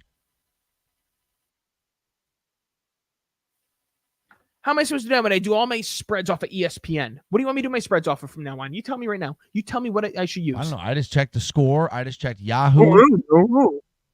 Well, both of those were different. And the fucking thing was -6.5. It was -5.5 on FanDuel when I made my bet. Oh, 5.5. But it was on ESPN. Oh my God, folks, we got him. No, we fucking got his ass. When I make my picks, I use ESPN and I scroll through everything that they have, and I use those spreads off of ESPN as I go through every single game to see what I like. I just got your ass, Robbie. All right. No, you did because you even had a little smirk afterwards because you knew you were. Oh. It was at 5 when I was looking through at ESPN. It was 5.5 on FanDuel. What do you want me to do? I want you to you know what? I want you to stop being a liar. I'm not a liar. I'm telling the truth. You call me a truther? I have that. I have that. Please hold. Well, while you're trying to find that, Mr. Roberts, we don't really have too much NHL and NBA, but I think UFC preview is probably a little bit more important because that is coming up this weekend here. So let me load up that card here, Robbie. Wait, we kind of don't. Hold on. Oh, actually, you calling me a liar? Maybe, I ain't calling you a truther. Maybe NBA we should do quickly. Well, yeah, we should talk about the legendary. No. Dikembe Mutombo passes away today at the age of 58 after a battle with brain cancer. Zach, I don't know how familiar you are with Dikembe Mutombo, but the Geico commercials the best with the no. Oh yeah, I know who he is.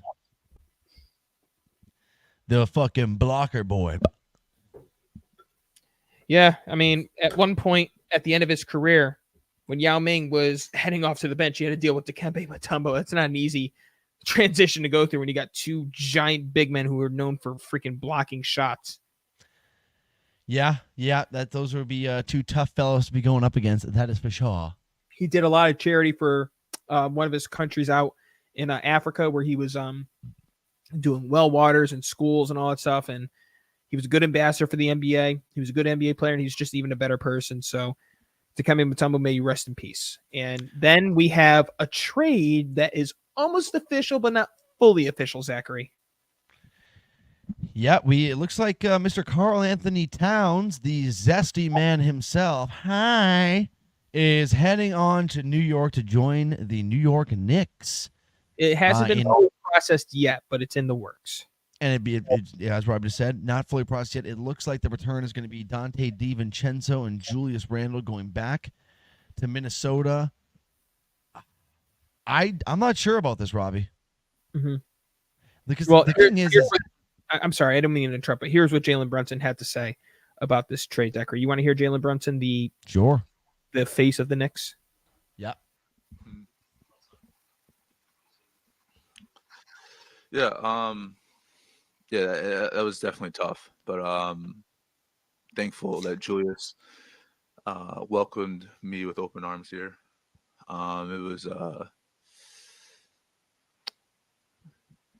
gonna lie, that news was crazy, but I'm really thankful for them and their friendships and everything and what they brought to this team. Really thankful I got to get a relationship with Julius, and just the memories we made together. It was really fun, absolutely. And Dante, he was a groomsman at my wedding. That should tell you everything you need to know about our relationship, and love him to death. And we'll see him. We'll see him soon. Dude, the pain in his He's face, crushed. talking about him, and he kind of choked there too, dude. You know what's crazy, Zach, is we didn't even get a chance to see the Nova boys all go on the court and play all at once. I'll tell you what this reminds me of right here, right now. This could be the Brooklyn Nets 2.0. Why do I say that, Zachary? Julius Randle was D'Angelo Russell. The Knicks were a laughingstock. The Nets were a laughingstock. And both Randle and Russell brought their team to relevancy and brought them to the playoffs. They both lost in the first round. Now, the difference, obviously, is the Nets brought in actual superstar talent time between Kyrie and Kevin Durant, and the Knicks have brought in Brunson and Hart and DiVincenzo, this core of Villanova guys. And then when we go to this offseason, the Nets get 5 first-round picks in exchange for Mikal Bridges. The Timberwolves get Julius Randle, Dante DiVincenzo, and the Pistons' 2025 first-round pick, which is protected, for Karl Anthony Towns. Karl Anthony Towns and Tom Thibodeau have a reputation together with Tom Thibodeau coach there. And I'm pretty sure that Karl Anthony Towns had some harsh words to say about Tom Thibodeau. What were the Knicks thinking here, dude? I don't know, because it doesn't make their team better. I hate this trade. What do they have off their bench now? And to me, okay, I guess Karl Anthony Towns is better than Julius Randle, but realistically, not really that much better. No, and who's going to play a player like Dante DiVincenzo better? Who's going to play the 4? Because your starting lineup is OG going to be your number 4? I don't know, dude. I don't like this one bit. I really think this trade made the Knicks not only worse, but you're going to have the guys that won a national championship together who are all good players, Mikal Bridges, Dante DiVincenzo, Josh Hart, and Brunson, to add on with OG and Mitchell Robinson. I get you lost Hartenstein, but this doesn't help. And now there are talks about Mitchell Robinson. Mitchell Robinson's been talking a lot of crap about the Knicks on social media lately. He's probably going to be on his way out the door. I think he wants to get the hell out of there. Damn. If this all fails, Zach, you know who's really happy if this all fails? Who's that? The Brooklyn Nets. All those picks are worth something. Yeah, those 5 first rounders might be very, very nice. Very, very nice. Zach, I think that this trade was the wrong move to make. And here's the thing. Karl Anthony Towns is not a bad player, obviously. We know that Karl Anthony Towns is a very good player. But let me tell you something. He's got to play the minutes that Randle was playing. Randle would literally finish games playing all 48 minutes. Tom Thibodeau wants the absolute best out of you. There was a poll last year where Tom Thibodeau was the coach that had the least amount of votes of who they want to play for, 7%. I guarantee you that Karl Anthony Towns was one of the 93 with his past history with Tom Thibodeau. I don't know how this is all going to pan out, but Zach, I think the Knicks they better hope that trade doesn't process, because that could be a major mistake. Now, here's the other rumor. The thing with media, dude, they always throw crap out there that, Dante DiVincenzo was going to be very upset because he was going to have a lesser role with Mikal Bridges coming in. No, the hell he wasn't, dude. You had those 3 guys on their podcast while Bridges was on the net saying, you should come over. You should come over. DiVincenzo was all smiling and happy. You really think he was going to be upset that Mikal Bridges was going to overtake his role when Mikal Bridges, when he first arrived in Brooklyn, was averaging 28 points per game? It made sense that Bridges was going to take over DiVincenzo's spot, bro. I just don't buy into that BS that DiVincenzo was going to be angry that Mikal Bridges was going to take his role. I don't believe it. I don't believe it. Yeah. Hey, Minnesota got a lot better. A lot better. DiVincenzo coming off the bench. It was going to be the same thing with the freaking Knicks, dude. I don't get it. Stupid move on their part. But maybe we're wrong. Maybe Karl-Anthony Towns is going to turn in to be this bona fide superstar next year. I don't think so, bro. I really, well, I mean, he is a superstar. Don't get me wrong. He's a superstar, dude. But, breaking news. Raiders head coach Antonio Pierce just liked a post on Instagram about Devon Tabbs plays last snap in Las Vegas. We're breaking Instagram likes now? Huh? So we're breaking Instagram likes now? I did it very quick. Well, Mr. Robbie, I agree with you. I think that trade is absolutely it's just a very stupid move for the Knicks to make, but they better hope it works out because they got literally no draft capital coming in for the next 5-6 years. You know where they showed as one of the landings for Mitchell Robinson? There were 2 destinations that they're favored to. He's favored to. Is one of them Toronto? No. Brooklyn and Miami. What the fuck do we need Mitchell Robinson for, bro? We have Claxton. What do we need him for? Yeah, get rid of Claxton. Bring him over to Toronto. Why would they get rid of Claxton? They just signed him to a contract extension this offseason, you bum. We'll take him. No, you're not going to have him. You can deal with Yaka Patel. Ah, fucking hate that pussy. I got to start a fancy draft soon. Okay, we're on. Mr. Okay. Robert? Yes, Zachary. What sport? UFC preview. No NHL today? We broke the time? Well, there is, you know what? Let me... There, like, we don't. The only little bit of news was the comment that the Boston Bruins president said about Jeremy Swayman's contract and Patrick Laine going down with the injury.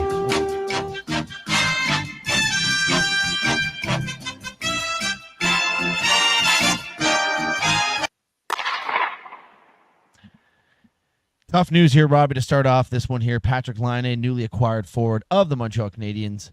It's looking like he's probably going to be done for the season with a torn ACL or some sort of torn ligament in his knee. Already? Yeah, it was a pretty dirty knee-on-knee hit by Cedric Paré of our Toronto Maple Leafs, a guy that's trying to make the team. Yeah, you don't like seeing plays like that, especially with a guy of Patrick Laine's history.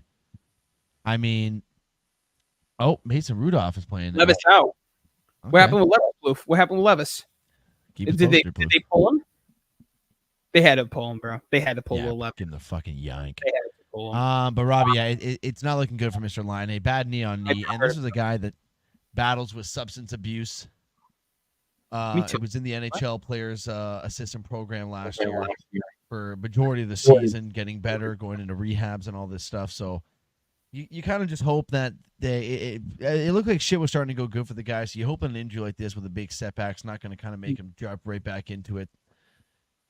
So we wish the best for Mr. Patrick Laine. She's the best, Patrick Laine. Did anyone take him in fantasy at all or no? In my other league, yes. Not yesterday because he'd already been injured before we did our draft. But my other league, yes. My buddy's drafting him. One of my buddies drafted him. And Robbie, the big news here, and I am happy that Plouffe is back. Because Plouffe, you gotta give me. Is there any sort of nervousness now with this Jeremy Swayman contract? That what Cam Neely said today was pretty crazy.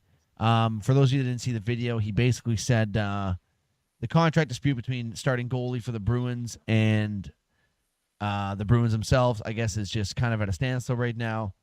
And the president of the Bruins at a media day press conference thing today basically said that he should be playing, and there's 64 million reasons why he should be skating and playing hockey right now. To the fact that do I make a video for you? Do you want me to play that, or do you want to get through the show? You can play it. You can play it quick. Okay, hold on. I gotta see if I can find it really quick, dude. I think I sent it to you on Twitter. Yeah, I got it. Share this tab instead. Oh, nice. Okay, here we go. Yeah, here we go. Your surprise, Cam. Can you share any of the specifics here, be it what his ask is in terms of dollars or term? Well, I don't want to get into the weeds with what his ask is, but I know that I have 64 million reasons why I'd be playing right now. And I'll tell you one thing right now, Robbie, and Plouffe will agree with me on this. If that motherfucker is turning down an $8 million contract, exactly, Plouffe, let him walk. That is a hell of a contract for a goalie who really has been a starter for your team for 1 year. Yeah, he's been a backup to Tuukka. He's a backup for Ullmark. Sorry, and I mean, yes, he did overtake that position last year, and maybe it was like a 50-50 split the year before that. But he's been a bona fide starter, number one starter, for basically one full season. And now you're getting an offer for $8 million a year for 8 years, and you're saying no, you want more money than that? That is. I understand the guy's a good goalie. Don't get me wrong, but look, let's be fucking real here. You haven't really proven shit yet. The fact that you should be making $8 million. And plus, goalies don't get those contracts when they're 25 years old. That's like when you're 30 years old, you sign that contract as a goalie because you got to work your name up there and become great like that. Or you're like how many goalies would you give, if any goalies, would you give $8 million a year to? There's definitely a few goalies. I would give $8 million a year to Swayman. That to me is a good evaluation for him. It's the fact that he's saying no and probably wants something like $10 million a year. That's would why you give Igor $8 million a year? Pardon me? Would you give I'd give Igor $8 million a year. I'd give Connor Hellebuyck $8 million a year. I'd give Vasilevsky, Shesterkin, Sorokin. Zabrovsky. There's a lot of goalies I'd give $8 million. Bobrovsky, playoff Bobrovsky, I'd give $8 million a year, but not regular season. Yeah. No, I think it's a very fair offer for Swayman, 8x8. So to me this is and Robbie, we also should note out Swayman's agent is the same agent that represents William Nylander. And I don't know if you recall a couple years ago when William Nylander was doing his contract negotiations, and he missed basically about half the season until he signed his contract. So this agent has no problem getting his players to hold out, Plouffe. This agent is the Scott Boras of NHL. Yeah. And Robbie, that is it for the NHL news. Do you want to do like a quick little go through of UFC 307 before we get out of here? Yeah, there's a couple of well-known names on the prelims here. We got Carla Esparza in the prelims going up against Tisha Pennington, but damn, she's on the early prelims. Yeah, she's not favored. She's the underdog. You have Ovid St. Paris versus Ryan Spann. Paris is a plus 270. I guess that's where it just shows like where these guys are in their career. The main event, the prelims, is Steve Wonderboy Thompson versus Waquan Buckley. Steve Wonderboy Thompson's the underdog. And then we have the main card. Yeah, Kevin Holland and Roman Dolids. I'm not sure the fuck that guy's name is. Kevin Holland. Yeah, I'm taking Kevin Holland. Oh, okay. Kayla Harrison is that jacked lesbian, right? She's taking down another lesbian. This one's from Brazil, Ketlin Vieira. Wow, she's a huge favorite, Robbie. Mine is 800. Yeah, I'm going to take Harrelson. Yeah, me too. Jose Aldo, and what I'm going to guess probably, Robbie, is his last fight. 38 years old, yeah. Yeah, going up against Mario Bautista. Jose coming in as a plus 145. I would love nothing more than to see Jose Aldo win this fight and just ride off on a victory. You know what? I'm going to take Jose Aldo. Fuck it. I'm not. I'm going Bautista. I'm sorry, dude. We have moving on to the co-main event here. First of two title fights here. This one's the women's bantamweight title. So if you have to take a piss, you got to take a piss during the event. This will be the one to go to. Juliana Pena is actually, she is jacked. Oh my god. Ugh. I'll take Juliana Pena as well too, who's coming in as a plus 150 underdog and ending off the night. Alex Pereira, Khalil Roundtree. Pereira minus 455. Khalil Roundtree plus 350. And Roundtree says he has no has no plans on going for any takedowns, any sprawls with him. He wants to stand and bang. So good luck to you, buddy. So go Pereira. Good luck to you. And that is the UFC 307 this Saturday, folks. Salt Lake City, 10 p.m. I just hit my heel, my chair. That hurt. Ow. That hurt. That's actually not a bad card, though. I am excited for this. Finally, we have a decent card. UFC 308 is going to be coming up soon as well, I believe. Please hold. UFC 308 will be at the end of October. Will be Ilia Topuria versus Max Holloway. The rest of that card features Robert Whitaker and Cosma, or whatever the hell his name is. Dan Ige and Lerone Murphy. Nurmagomedov's in the prelims against Daniel Santos. This should be a pretty interesting fight card. I think this is the one in Saudi Arabia, right? Abu Dhabi, close enough. Yeah, they're all the same. And then 309 will be John Jones and 309 will be John Jones and Stipe Miocic. Do you think John Jones retires after that fight? Yeah, and I also think John Jones is a big fucking pussy for not ever fighting Tom Aspinall. But that's what do you expect? He's going to lose to Aspinall. It's smart. Did you even see, before we get out of here, there was a video, I guess Tom and John ran into each other at some sort of event. And Tom's like, you fancy a picture? And John was like, yeah, sure. And he goes, face off. Like, we do a face off. And John all of a sudden was just like, nah. Just the picture, man. We're not doing no face off here. It's like, come on, man. Fucking give the people what they want. Nobody wants to see John Jones get fucked. Yeah, I think it's definitely his last fight. And I hope to God. Well, I know it's going to be Stipe's last fight. For sure. That would be awesome if Stipe just put him to sleep. But let's be honest here, Robbie. That ain't Johnny Bones Jones. It's not. Zachary, it's 8:15. This first Monday Night Football game isn't worth watching. The second one is Seahawks and Lions. Thank you, ladies and gentlemen, for tuning in with another episode with us. We will be back on Thursday. And this Thursday schedule is going to be happening very soon, so stay tuned. Zachary, take us on out. Yes, ma'am, chicken and ham. Suck on my dick while I lick on your clam. That was another Monday night episode of the Sports Cave, folks. You guys enjoy your week. We will see you Thursday. Stay sexy. Sports Cave. I don't even know if that's PG.